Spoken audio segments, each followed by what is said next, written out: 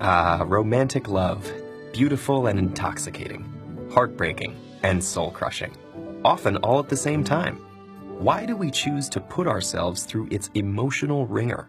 Does love make our lives meaningful? Or is it an escape from our loneliness and suffering? Is love a disguise for our sexual desire?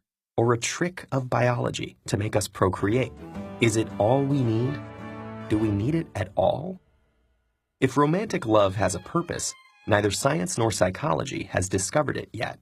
But over the course of history, some of our most respected philosophers have put forward some intriguing theories. Love makes us whole again. The ancient Greek philosopher Plato explored the idea that we love in order to become complete. In his Symposium, he wrote about a dinner party at which Aristophanes, a comic playwright, regales the guests with the following story. Humans were once creatures with 4 arms, 4 legs, and 2 faces. One day they angered the gods, and Zeus sliced them all in 2. Since then, every person has been missing half of him or herself. Love is the longing to find a soulmate who will make us feel whole again. Or at least that's what Plato believed a drunken comedian would say at a party. Love tricks us into having babies. Much later, German philosopher Arthur Schopenhauer maintained that love, based in sexual desire, was a voluptuous illusion. He suggested that we love because our desires lead us to believe that another person will make us happy. But we are sorely mistaken. Nature is tricking us into procreating, and the loving fusion we seek is consummated in our children. When our sexual desires are satisfied, we are thrown back into our tormented existences, and we succeed only in maintaining the species and perpetuating the cycle of human drudgery. Sounds like somebody needs a hug. Love is escape from our loneliness. According to the Nobel Prize-winning British philosopher Bertrand Russell, we love in order to quench our physical and psychological desires. Humans are designed to procreate, but without the ecstasy of passionate love, sex is unsatisfying. Our fear of the cold, cruel world tempts us to build hard shells to protect and isolate ourselves.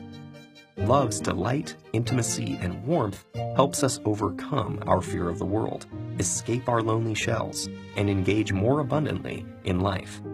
Love enriches our whole being, making it the best thing in life. Love is a misleading affliction. Siddhartha Gautama, who became known as the Buddha or the Enlightened One, probably would have had some interesting arguments with Russell.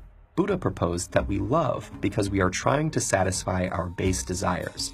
Yet, our passionate cravings are defects, and attachments, even romantic love, are a great source of suffering.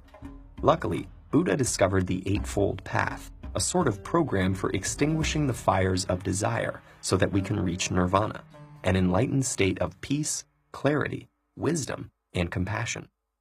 The novelist Chao Xue-qin illustrated this Buddhist sentiment that romantic love is folly in one of China's greatest classical novels, Dream of the Red Chamber.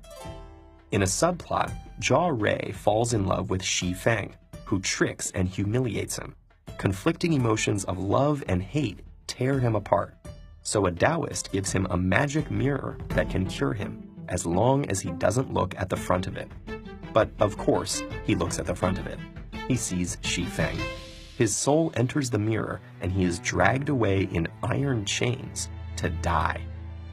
Not all Buddhists think this way about romantic and erotic love, but the moral of this story is that such attachments spell tragedy and should, along with magic mirrors, be avoided. Love lets us reach beyond ourselves. Let's end on a slightly more positive note.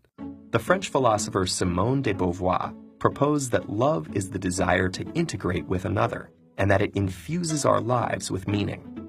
However, she was less concerned with why we love, and more interested in how we can love better. She saw that the problem with traditional romantic love is it can be so captivating that we are tempted to make it our only reason for being. Yet dependence on another to justify our existence easily leads to boredom and power games. To avoid this trap, Beauvoir advised loving authentically, which is more like a great friendship. Lovers support each other in discovering themselves, reaching beyond themselves, and enriching their lives and the world together.